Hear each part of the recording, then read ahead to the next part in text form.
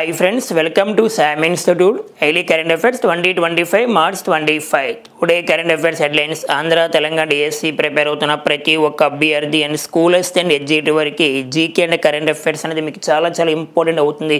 ఎందుకంటే మనకి డిఎస్ఏలో జాబ్ రావాలి అంటే డిసైడింగ్ ఫ్యాక్టర్గా జీకే అండ్ కరెంట్ అఫైర్స్ ఉంటుంది నాన్న. స్కూల్ అసిస్టెంట్లో 10 మార్కులు, ఎగ్జిక్యూటివ్లో 8 మార్కులు నాన్న. డైలీ రెగ్యులర్గా ఫాలో అవుతూ ఉంటాయి. మీకు ప్రతి అంశం ఇంపార్టెంట్ అంశాలన్నీ కూడా మీకు చెప్పడం జరుగుతుంది. డైలీ కరెంట్ అఫైర్స్ దాని బ్యాక్గ్రౌండ్ కూడా ఇస్తున్నాం. అలాగే మన పీడిఎఫ్ కూడా ఉంది నాన్న. డైలీ పీడిఎఫ్ కూడా మీరు యూజ్ చేసుకోవచ్చు. ఆ రెండు ఫాలో అవుతే మీకు మంచి రిజల్ట్ వస్తుంది. మీ ఫ్రెండ్స్ అందరికీ అండ్ షేర్ చేయండి, లైక్ చేయండి నాన్న. సరే, today current affairs headlines. First one, gold mercury award 2025. Gold mercury award 2025 వార్తలో ఉంది. ఈ అవార్డు లేటెస్ట్గా ఎవరికి ఇచ్చారు, ఈ అవార్డుని ఎప్పుడు ప్రారంభించారు? నెక్స్ట్ వన్, ఉనియాల కరాలెన్సిస్ మొక్క జాతులు. మా ఇటీవల కాలంలో గుర్తించిన కొత్త మొక్క జాతులు. మా ఉనియాల కరాలెన్సిస్ మొక్క జాతులను ఎక్కడ గుర్తించారు? నెక్స్ట్ వన్, సుమిత్ రెడ్డి క్రీడా రంగానికి వీడ్కోలు. ఈయన తెలంగాణ రాష్ట్రానికి చెందిన వ్యక్తి. ఏ క్రీడకి వీడ్కోలు పలికారు? నెక్స్ట్ వన్, సరిహద్దులో నిఘాకు ఏఐ రోబోలు. సరిహద్దు దేశాలు ఉంటాయి. భారతదేశానికి సరిహద్దు ఉన్న దేశాలు వాటికి నిఘా వేయడానికి ఏఐ రోబోల్ని, ఆర్టిఫిషియల్ రోబోల్ని తీసుకురావడం జరిగింది. ఎవరు సహకారంతో తీసుకురావడం జరుగుతుంది? నెక్స్ట్ వన్, P4 పథకం వార్తలో ఉంది. ఆంధ్రప్రదేశ్ రాష్ట్రానికి సంబంధించి. Okay friends, first current affairs మా గోల్డ్ మెర్క్యూరీ అవార్డు 2025. మరి గోల్డ్ మెర్క్యూరీ అవార్డు 2025 ఎవరికి రావడం జరిగింది? ఇది చాలా ఇంపార్టెంట్ అన్న. బౌద్ధ మత ఆధ్యాత్మిక గురువైన దలై లామాకి రావడం జరిగింది. దలై లామా బౌద్ధ మత గురువు. ఈయన భారతదేశంలో ఉంటున్నాడు ప్రజెంట్. మరి global governance think tank gold mercury international ఈ అవార్డును ప్రదానం చేసింది. ఈ అవార్డుని ఎవరు ప్రదానం చేశారు అంటే గుర్తుపెట్టుకోవాలి. Global governance think tank gold mercury international వారు ప్రకటించారు. అంటే ప్రధానంగా ఎవరికి ప్రకటిస్తారు అంటే శాంతి మరియు స్థిరత్వంలో పనిచేసిన వ్యక్తులకి ఇస్తారు. శాంతి మరియు స్థిరత్వంలో పనిచేసిన వ్యక్తులకి ఇవ్వడం జరుగుతుంది. ఈ దలై లామా గారు శాంతి మరియు స్థిరత్వంలో తన ప్రతిభ చూపించారు. అందుకే ఈ అవార్డుని ప్రకటించారు. దలై లామాకి గతంలో ఏమైనా అవార్డ్స్ వచ్చాయా చూస్తూ ఉండాలి. మరి ఈయనకి 1959లో రామన్ మెగాసిస్ అవార్డుని ప్రకటించారు. Raman Magsaysay award. రామన్ మెగాసిస్ అవార్డుని ఆసియా నోబెల్ అని పిలుస్తారు. Asian Nobel. రామన్ మెగాసిస్ అవార్డుని 1959లో ప్రకటిస్తే లేటెస్ట్గా 2023లో తీసుకున్నారు ఈ అవార్డు. రామన్ మెగాసిస్ అవార్డు 1959లో ప్రకటించిన అవార్డు 2023లో తీసుకున్నారు ఆయన. ఎవరు? దలై లామా. ఈ రామన్ మెగాసిస్ అవార్డుని 1957లో ప్రారంభించారు. ఈ అవార్డు పొందిన తొలి వ్యక్తి లేదా తొలి భారతీయుడు ఆచార్య వినోబా భావే. రామన్ మెగాసిస్ అవార్డుని ఎవరు ఇస్తారంటే ఫిలిప్పైన్స్ దేశానికి చెందిన వారు ఇస్తారు. ఓకేనా? ఈ అవార్డును ఆసియా నోబెల్ అని పిలుస్తారు. Asia Nobel. మరి అవార్డు పొందిన తొలి భారతీయ మహిళ ఎవరున్నారంటే మదర్ తెరీసా. 1962లో వచ్చింది ఏంటి రామన్ మెగాసిస్ అవార్డు. లేటెస్ట్గా 66 రామన్ మెగాసిస్ అవార్డు, 66వ రామన్ మెగాసిస్ అవార్డులు మనకి 2024లో 4 మెంబర్స్కి ఒక సంస్థకి ప్రకటించారు. 4 మెంబర్స్కి ఒక సంస్థకి ప్రకటించారు. ఆ సంస్థ పేరే, ఈ సంస్థ పేరు రూరల్ డాక్టర్స్ మూమెంట్. మరి పర్సన్స్ అయితే మియాజాకి హయావో చాలా important. Miyazaki Hayao. Next one Karma Phuntsho. Next one Nguyen Thi నొవాంగ్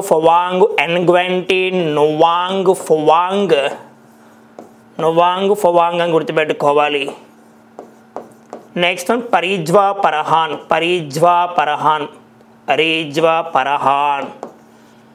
4 members ఒక సంస్థ ప్రకటించారు. ఈ సంస్థ పేరు రూరల్ డాక్టర్స్ మూమెంట్.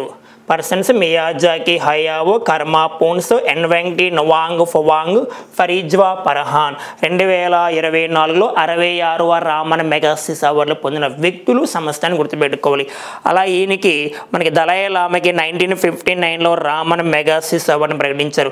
దలై లామాకి మరొక ఇంపార్టెంట్ అవార్డు వచ్చిందన్న, చాలా చాలా ఇంపార్టెంట్. అది 1989లో వచ్చిన అవార్డు ఏంటంటే నోబెల్ శాంతి అవార్డు. నోబెల్ శాంతి అవార్డు కూడా వచ్చింది దీనికి, నోబెల్ పీస్ ప్రైజ్ దలై లామాకి.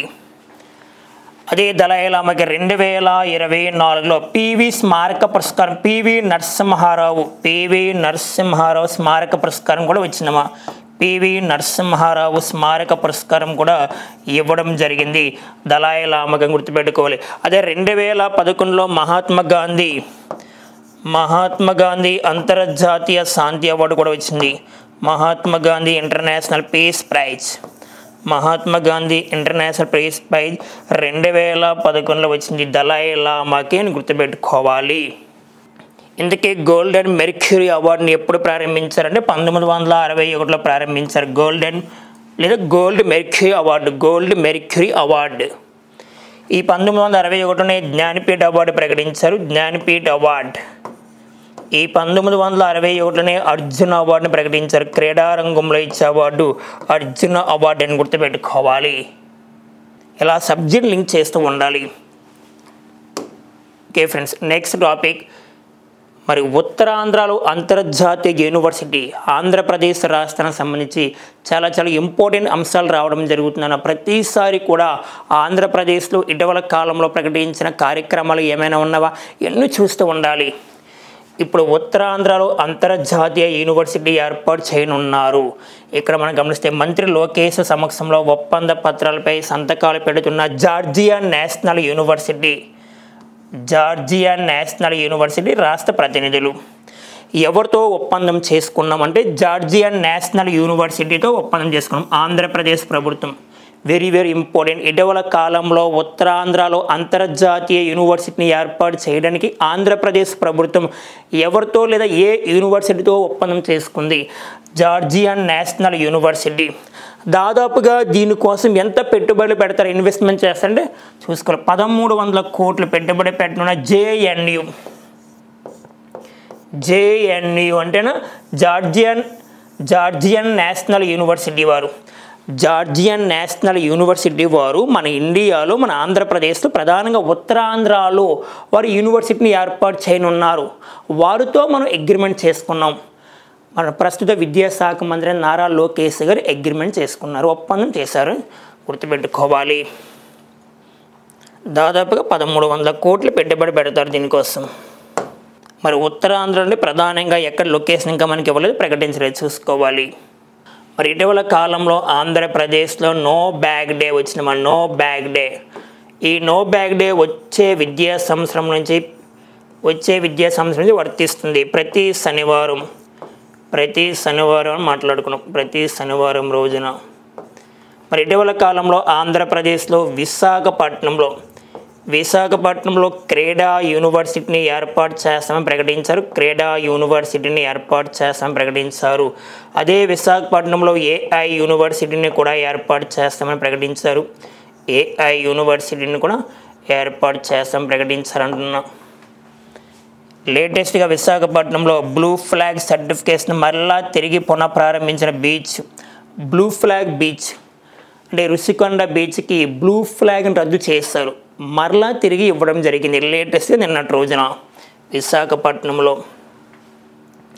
అలాగే ఇటీవల కాలంలో ఆంధ్రప్రదేశ్లో ఉన్న కార్యక్రమాలు ఇవన్నీ చూస్తూ ఉండాలి, మీకు ప్లస్ అవుతుంది. Okay friends, next current affairs మనం చూస్తే చాలా చాలా ఇంపార్టెంట్ అవుతుంది. అంటే ఇటీవల కాలంలో గుర్తించిన ఉనియాల కరాలెన్సిస్ మొక్క జాతులు వార్తలు ఉన్నాయి. ఓకే, ఉనియాల కరాలెన్సిస్ మొక్క జాతులు ఎక్కడ గుర్తించారు? ప్రధానంగా ఏ కుటుంబానికి చెందినవి?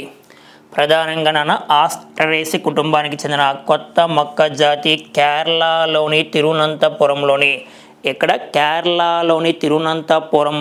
అగస్త్య మల బయోస్పియర్లో గుర్తించారు. చాలా చాలా ఇంపార్టెంట్. అంటే ఇటీవల కాలంలో తిరువనంతపురంలోని అగస్త్య మల బయోస్పియర్లో గుర్తించిన కొత్త మొక్క జాతుల పేరు ఏం పేరునా? ఉనియాల కరాలెన్సిస్. మరి ఏ కుటుంబానికి చెందినవండి? ఆ ఫ్యామిలీ నేమ్ ఆస్టరేసి. మరి ఇటీవల కాలంలో శిలాశాసనాలు కానీ మొక్క జాతులను ఏమైనా గుర్తించామా? అవి రీకాల్ చేస్తూ ఉండాలి. సబ్జెక్టు అనేది ఈరోజు వచ్చే కరెంట్ అఫైర్స్, గతంలో మీరు విన్న కరెంట్ అఫైర్స్ లింక్ చేసి చెప్తున్నా. గతంలో మీకు ప్రతిసారి కూడా గతంలో జరిగిపోయే ప్రతి టాపిక్ లింక్ చేస్తా. ఎందుకు అంటే అలా లింక్ చేయడం వల్ల మనకు సబ్జెక్ట్ ఎక్కువ కాలం గుర్తుకుంటుంది. వాడి ప్రశ్న ఎలా ఇచ్చినా సరే మనం చేయగలుగుతాం. ఇటీవల కాలం లేటెస్ట్గా కేరళలోని భారీ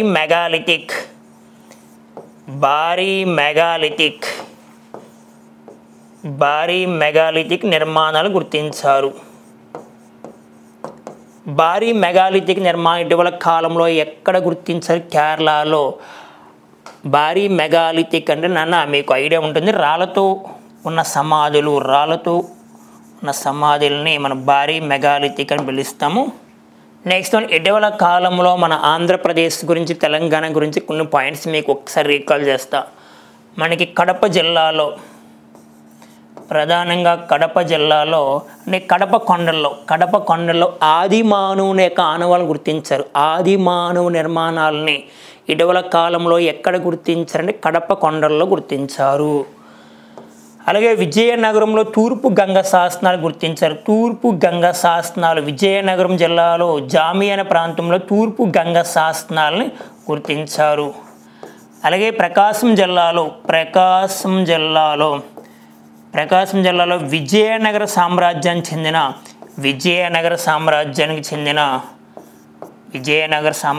రెండవ దేవరాయల యొక్క శిలాశాసనాలు కూడా గుర్తించారు. అలాగే మనకి కర్నూలు జిల్లా ఈ కర్నూలు జిల్లాలో విజయనగర సామ్రాజ్యానికి చెందిన 14వ శతాబ్దం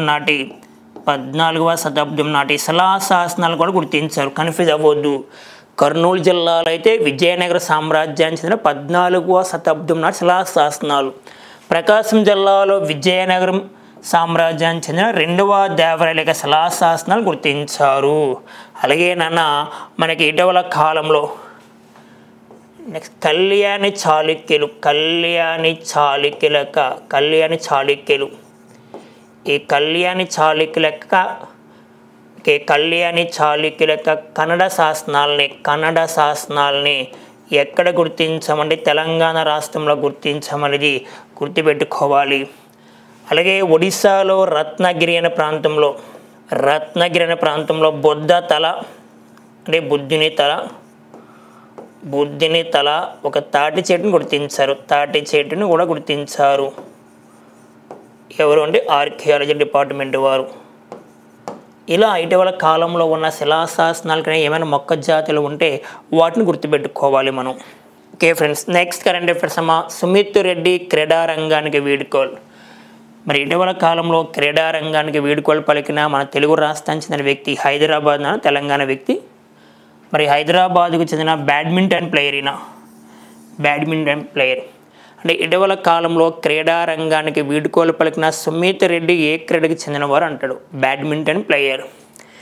మరి ఆయన ఇంపార్టెన్స్ మనం చూస్తే 2022 కామన్వెల్త్ క్రీడల నుంచి మిక్స్డ్ టీంలో రజత పథకం సాధించారు, సిల్వర్ సాధించడం. నెక్స్ట్ 2016 రియో ఒలింపిక్స్లో 17వ ర్యాంక్ సాధించాడు. 2016లో రియో ఒలింపిక్స్. నెక్స్ట్ 2021లో హైదరాబాద్లో బ్యాడ్మింటన్ అకాడమీ ప్రారంభించారు. 2021లో బ్యాడ్మింటన్ అకాడమీ ప్రారంభించారు. నెక్స్ట్ 2014, 2018 ఆసియా క్రీడల్లో భారత్ నుండి పాల్గొన్నారు ఈయన. ఓకేనా. ఈ ప్రజెంట్ దీనికి క్రీడారంగానికి రిటైర్మెంట్ ప్రకటించారు. ఇప్పుడు రాబోయే కాలంలో మరలా కోచ్గా తయారవబోతున్నాము. ఒక కోచ్గా తయారయ్యి ఎంతోమందికి క్రీడాకారులకి స్ఫూర్తి నింపడానికి, ఎంతోమంది క్రీడాకారులు తయారు చేయడానికి ఆయన కోచ్గా మారబోతున్నాడు. ఇక్కడ బ్యాడ్మింటన్ ప్లేయర్స్ గురించి మీకు పివి సింధు ఐడియా ఉందా? పివి సింధు ప్రధానంగా ఈ పివి సింధు మనకి 2016 ఒలింపిక్స్లో 2016 ఒలింపిక్స్తో రజతం సాధించారు. అదే 2020 టోక్యో ఒలింపిక్స్లో అయితే పివి సింధు గారు కాంస్య పథకాన్ని సాధించారు. కాంస్య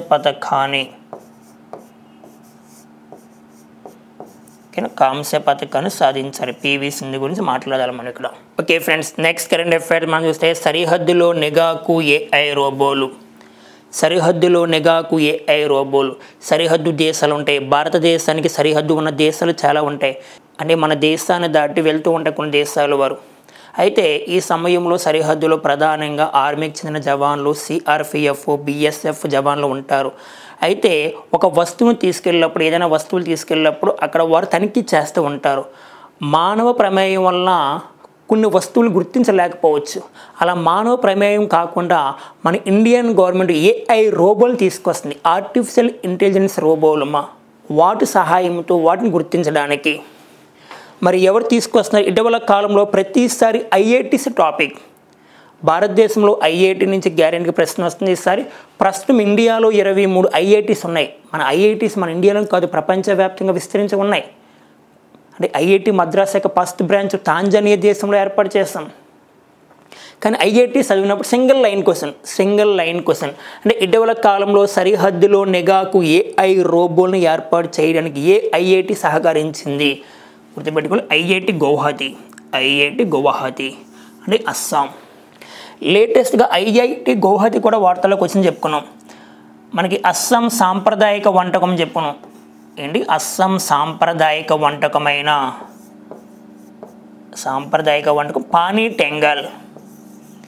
ఈ పానీ టెంగల్లో ఒక బ్యాక్టీరియాని గుర్తించారు ఐఐటి గౌహతి వారు. చెప్పుకున్న వెరీ లేటెస్ట్గా ఎలా రీకాల్ చేసుకోవాలి?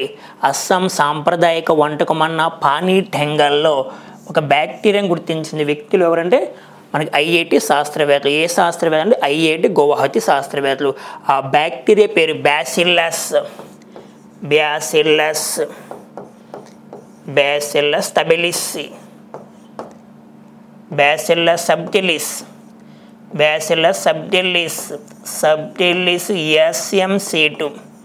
ఎస్ఎంసి2 అని గుర్తించాం. చెప్పుకున్నాం ఆల్రెడీ మనం. ప్రస్తుతం ఇండియాలో 23 ఐఐటీస్ ఉన్నాయని గుర్తుపెట్టుకోవాలి. Okay friends, next current affairs P4 పథకం వార్తలు ఉంది. మరి P4 పథకం అంటే ఆంధ్రప్రదేశ్ రాష్ట్రం ప్రారంభిస్తుంది, గుర్తుపెట్టుకోవాలి. ఇక్కడ ప్రధానంగా మనం గమనిస్తే P4 అంటే ఫస్ట్ P అంటే పబ్లిక్, సెకండ్ వన్ మనకి ప్రైవేట్, నెక్స్ట్ థర్డ్ వన్ మనం గమనిస్తే పీపుల్స్, మరొక పి గుర్తుపెట్టుకోవాలి పార్ట్నర్స్. అంటే ఇటీవల కాలంలో ఏ రాష్ట్రం P4 మోడల్ని డెవలప్మెంట్ చేస్తుందంటే ఆంధ్రప్రదేశ్ రాష్ట్రం. ఇది ఉగాది రోజున మార్చి 30వ తారీఖున ప్రారంభిస్తారు ముఖ్యమంత్రి చంద్రబాబు నాయుడు గారు. ప్రధానంగా దేనికోసం అంటే పేద కుటుంబాలను సంపన్న కుటుంబాలతో అనుసంధానం చేయడానికి. అంటే పేద కుటుంబాలను సంపన్న కుటుంబాలతో అనుసంధానం చేయడానికి. నెక్స్ట్ ఆర్థిక అభివృద్ధి మరియు పేదరిక నిర్మూలన కోసం దీన్ని చేపడుతున్నారు. ఆర్థిక అభివృద్ధి మరియు పేదరిక నిర్మూలన కోసం. ఎందుకంటే 2029 ఆంధ్రప్రదేశ్లో పేదరిక నిర్మూలనగా టార్గెట్ పెట్టుకున్నాం. అంటే ఏ ఇయర్ని ఆంధ్రప్రదేశ్లో పేదరిక నిర్మూలనగా ఒక ఇయర్ని పెట్టుకున్నామంటే టార్గెట్గా 2029. అలాగే ఆంధ్రప్రదేశ్లో 2030 నాటికి ఎయిడ్స్ ఫ్రీ ఇండియా, అంటే ఆంధ్రప్రదేశ్ని ఎయిడ్స్ రహిత రాష్ట్రంగా మారడానికి పెట్టుకున్నాం టార్గెట్. అలాగే 2047 అంటే అభివృద్ధి చెందిన రాష్ట్రంగా టార్గెట్ పెట్టుకున్నాం. ఇవన్నీ చూస్తూ ఉండాలి. లేటెస్ట్గా ఆపరేషన్ గరుడ, ఇటీవల కాలంలో ఆపరేషన్ గరుడను ప్రారంభించాం ఆంధ్రప్రదేశ్. ఇవన్నీ చెప్పుకున్నాం. ఆపరేషన్ గరుడ ఒకసారి చూడండి. అంటే ఆంధ్రప్రదేశ్లో డ్రగ్స్ కానీ, నెక్స్ట్ వన్ ప్రిస్క్రిప్షన్ లేకుండా మెడిసిన్స్ తీసుకోవడం అనేది అనుమతి లేదు. వాటిని అరికట్టడానికి ఆపరేషన్ గరుడను ప్రారంభించాం. అలాగే ఇటీవల కాలంలో పురామిత్ర యాప్ను ప్రారంభించాం. పురామిత్ర యాప్ ఈ పురామిత్ర యాప్ యొక్క ప్రధాన ఉద్దేశమున ఈ ఆంధ్రప్రదేశ్లో ప్రారంభించే మున్సిపల్ సేవలను సులభతరం చేయడానికి ఇటీవల కాలంలో ఆంధ్రప్రదేశ్ పురామిత్ర యాప్ను ప్రారంభించింది. చూస్తూ ఉండాలి. అలాగే ఇటీవల కాలంలో ఆంధ్రప్రదేశ్లో 58 అడుగుల విగ్రహాన్ని ఏర్పాటు చేశాం. 58 అడుగుల విగ్రహాన్ని ఎవరి పేరు మీదుగా ఏర్పాటు చేశామంటే పొట్టి శ్రీరాములు. పొట్టి శ్రీరాములు 125వ జయంతి సందర్భంగా మార్చి 16వ తారీఖున పొట్టి శ్రీరాములు 125వ జయంతి. ఆ సందర్భంగా ఆంధ్రప్రదేశ్లో 58 అడుగుల విగ్రహాన్ని ఏర్పాటు చేస్తామని చెప్పాం. ఎక్కడంటే అమరావతిలో. అలాగే ఇటీవల కాలంలో ఆంధ్రప్రదేశ్లో మహిళా రక్షణ కోసం శక్తి అనే పేరుతో ఒక యాప్ను ప్రారంభించాం. ఇక టోల్ ఫ్రీ నెంబర్ 112 శక్తి అనే పేరుతో మహిళా రక్షణ కోసం ఒక టోల్ ఫ్రీ నెంబర్ తీసుకొచ్చాం 112. ఇది మార్కాపురంలో ప్రారంభించాం. అలాగే ఇటీవల కాలంలో ఆంధ్రప్రదేశ్లో మన కాకినాడ JNTU యూనివర్సిటీలో 194 దేశాలకు చెందిన జాతీయ జెండాలను కూడా ఆవిష్కరణ చేస్తాం. 194 దేశాలకు చెందిన జాతీయ జెండాలను ఎక్కడ ఆవిష్కరణ చేస్తాం? JNTU యూనివర్సిటీ అనేది గుర్తుపెట్టుకోవాలి నాన్న. Okay friends, next current affairs ఆర్థిక కార్యదర్శిగా అజయ్ సేతు. ఎవరు వచ్చారు? అజయ్ సేతు. మరి అజయ్ సేతు ఎవరంటే 1987 కర్ణాటకకు చెందిన IAS అధికారి. మరి గతంలో ఎవరు ఉండేవారు ఆర్థిక కార్యదర్శిగా అంటే తుహిన్ కాంత్ పాండే ఉండేవారు. మరి తుహిన్ కాంత్ పాండే ప్రజెంట్ ఒక బ్యాంక్ చైర్పర్సన్గా నియమితులయ్యారు. ఆ బ్యాంకే సెబీ అంటే security exchange board of India. దీన్ని 1988లో ప్రారంభించారు. 1992లో చట్టం చేశారు 1992లో. మరి సెబీకి పాస్ట్ ఉమెన్ చైర్పర్సన్గా, సెబీకి తొలి మహిళా చైర్పర్సన్గా ఒక వ్యక్తి పనిచేశారు, మాధవపూరి బజ్. ఈ మాధవపూరి బజ్ ప్లేస్లో ఎవరు వచ్చారంటే తుహిన్ కాంత్ పాండే గతంలో ఆర్థిక కార్యదర్శిగా ఉండేవారు.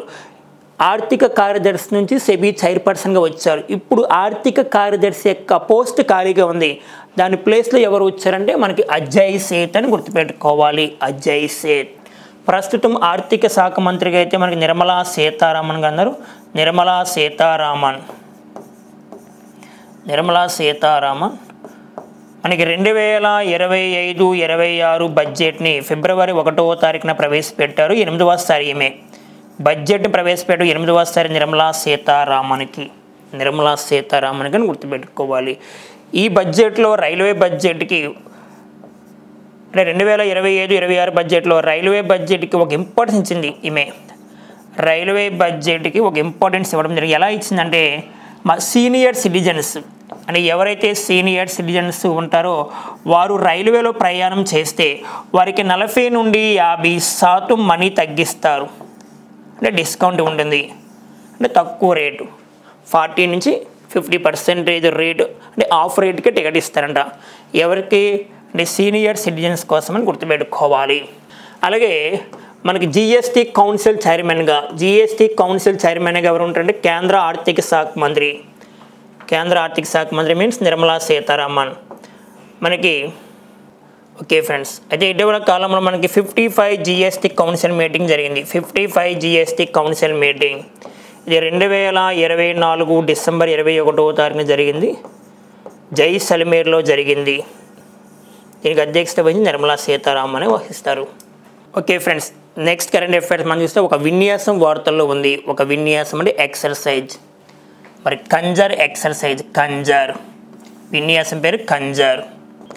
ఒక విన్యాసం వార్తలకు వస్తే త్రివిధ దళాలు ఏ విన్యాసం? ఆర్మీయా, ఎయిర్ ఫోర్స్ అండ్ నేవీ చూడాలి. ఫస్ట్ బేసిక్ పైన తెలియాలి. ఫస్ట్ వన్ విన్యాసం పేరు తెలియాలి. సెకండ్ వన్ త్రివిధ దళాలు ఏ విన్యాసము? ఆర్మీయా, ఎయిర్ ఫోర్స్ అండ్ నేవీ చూద్దాం.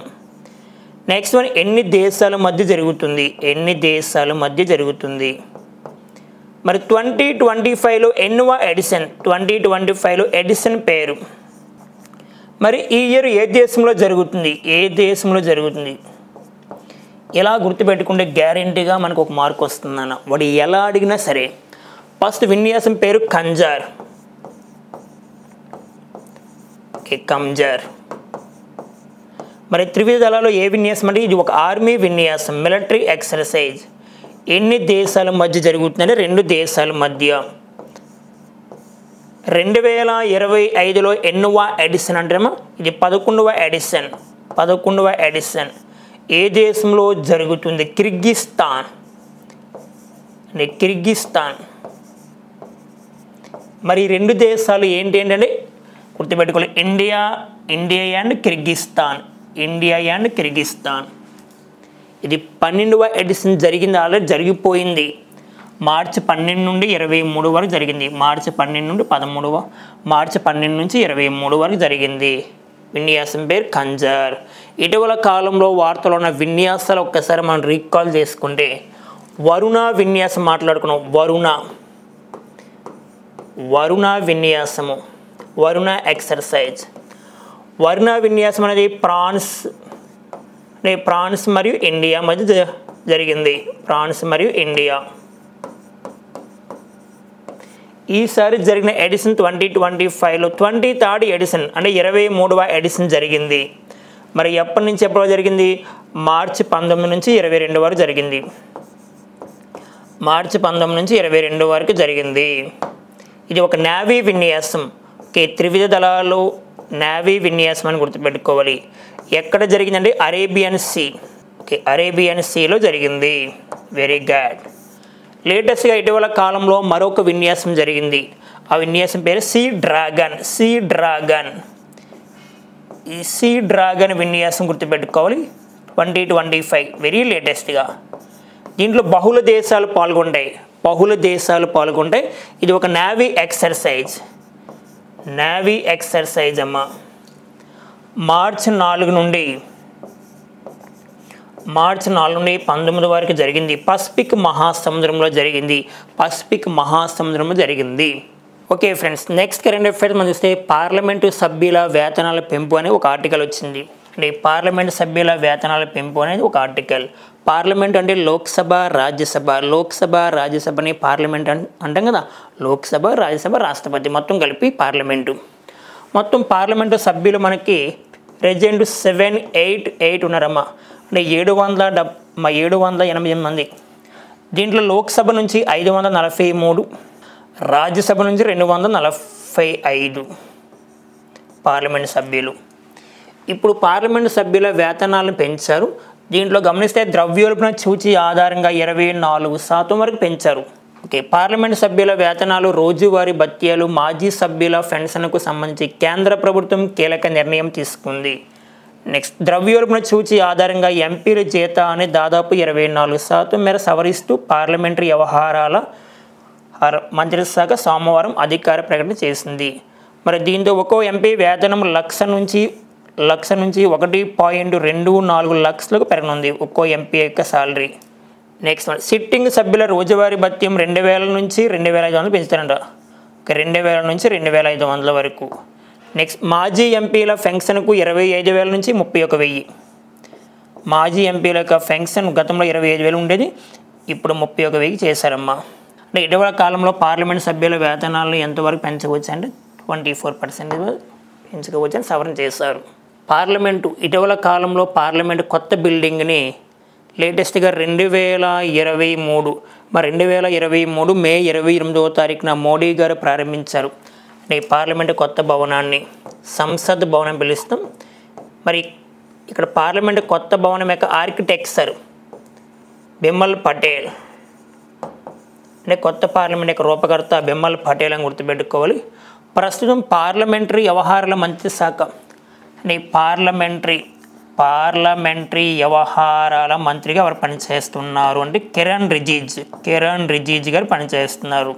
చాలా ఇంపార్టెంట్. పార్లమెంటరీ వ్యవహారాల మంత్రిగా కిరణ్ రిజిజు గారు పనిచేస్తున్నారు. Okay friends, next current affairs మనం చూస్తే పాస్ట్ ఇండియన్ ఫిల్మ్ ఫెస్టివల్ అనే వార్తల్లో ఉంది. ఎక్కడ జరిగిందంటే సియోటెల్. మరి సియోటెల్ అంటే భారతదేశం యొక్క సినిమా పరిశ్రమని ప్రపంచ దేశాలకు చాటి చెప్పేలా ఇటీవల కాలంలో భారతదేశం సినిమా రంగంలో అద్భుతమైన ప్రశంసలు మనకు దక్కుతున్నాయి. 2023లో ఆస్కార్ అవార్డు మన తెలుగు రాష్ట్రాలకు చెందిన ఒక movie RRR movie best original song కేటగిరీలో అంటే ఎంఎం కీరవాణి చంద్రబోస్కి అవార్డు రావడం జరిగింది. మా RRR మూవీ ఒక ప్రాంతీయ మూవీ, తెలుగు మూవీ ప్రపంచ దేశ చరిత్రలో కూడా అది వార్తల్లోకి వచ్చింది బెస్ట్ ఒరిజినల్ సాంగ్ కేటగిరీలో. ఇటీవల కాలంలో భారతదేశ మూవీస్ అద్భుతమైన ప్రశంస కురిపిస్తున్నాయి. అదే కేటగిరీలో ఇప్పుడు భారతదేశం యొక్క సినిమా రంగాన్ని ప్రపంచ దేశాలకు తెలిసేలాగా మోడీ గారు దీన్ని ఏర్పాటు చేయాలనే ఉద్దేశంతో పాస్ట్ ఇండియన్ ఫిల్మ్ ఫెస్టివల్ ఎక్కడ జరిగింది, సియోటెల్ అమెరికా, మార్చి 21 నుంచి 23 వరకు జరిగింది. దీనికోసం భారతీయ సినిమా గొప్పతనం అంతర్జాతీయ పరంగా తెలియజేయడానికి ప్రపంచవ్యాప్తంగా. దీంట్లో ప్రధానంగా ప్రయోగరాజ్ అంటే మహాకుంభమేళాకు చెందిన ఒక డాక్యుమెంటరీని ప్రదర్శించారు. ఇటీవల కాలంలో మహాకుంభమేళా జరిగింది ప్రయోగరాజ్లో, దాని గురించి ఒక డాక్యుమెంటరీని కూడా దీంట్లో ప్రదర్శించారు. అలాగే భారత ప్రధాని మరియు లెక్స్ ఫ్రిడ్ మానుతో కలిసి చేసిన ఫాడ్ కాస్ట్లోని ఐడియా ఆఫ్ ఇండియా పాయింట్లు ప్రత్యేక ఆకర్షణగా నిలిచాయి. చాలా ఇంపార్టెంట్. ఇటీవల కాలంలో ఇండియా పాస్ట్ ఫిల్మ్ ఫెస్టివల్ భారతదేశం యొక్క చిత్ర పరిశ్రమకు సంబంధించి పాస్ట్ ఇండియా ఫిల్మ్ ఫెస్టివల్ ఎక్కడ జరిగే, అమెరికాలో జరిగే కదా. భారత ప్రధాని లెక్స్ ఫ్రిడ్ మానుతో కలిసి చేసిన పాడ్కాస్ట్లోని ఐడియా ఆఫ్ ఇండియా పాయింట్లు ప్రత్యేక ఆకర్షణగా నిలిచాయి. చాలా ఇంపార్టెంట్. ఇది మార్చి 21 నుంచి 23 వరకు జరిగిందని గుర్తుపెట్టుకో తొలిసారిగా. ఓకే ఫ్రెండ్స్, ఈ రోజు ఉన్న కరెంట్ అఫైర్స్ మీద previous questions. First one, Oscar అవార్డును ఏ సంవత్సరంలో ప్రారంభించారు? ప్రపంచ సినిమా రంగంలో ఇచ్చే అత్యున్నత అవార్డుగా పిలుస్తారు ఆస్కార్ అవార్డు. ఇటీవల కాలంలో 97 ఆస్కార్ అవార్డు ఇచ్చారు 2025కి సంబంధించి. దీంట్లో బెస్ట్ మూవీ అనోరా, ఉత్తమ చిత్రంగా అనోరా.